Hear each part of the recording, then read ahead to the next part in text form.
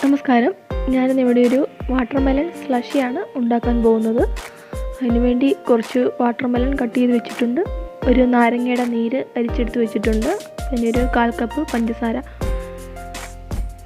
ഇത് നമുക്കെല്ലാം കൂടി ഒരു മിക്സിയിലിട്ട് അടിച്ചെടുക്കാം. ഞാനിവിടെ വാട്ടർമെലൻ്റെ കുരു കളഞ്ഞ് ഒരു 3 മണിക്കൂർ ഫ്രീസറിൽ വെച്ച് തണുപ്പിച്ചെടുത്തതാണ്. ഇതിലേക്ക് നമ്മൾ ഒട്ടും വെള്ളം ചേർക്കുന്നില്ല.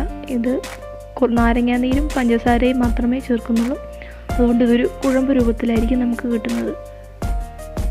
ഇത് നല്ല ടേസ്റ്റി ആയിട്ടുള്ളൊരു ഡ്രിങ്കാണ്.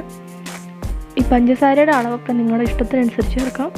ഞാനിവിടെ എടുത്തിരിക്കുന്ന വാട്ടർമെലണിന് പഞ്ചസാര കുറവാണ്, അതുകൊണ്ടാണ് ഞാനിവിടെ ഒരു 1/4 കപ്പ് പഞ്ചസാര എടുത്തിരിക്കുന്നത്. പൊടിച്ച പഞ്ചസാരയാണ് ഞാനിവിടെ ചേർക്കുന്നത്.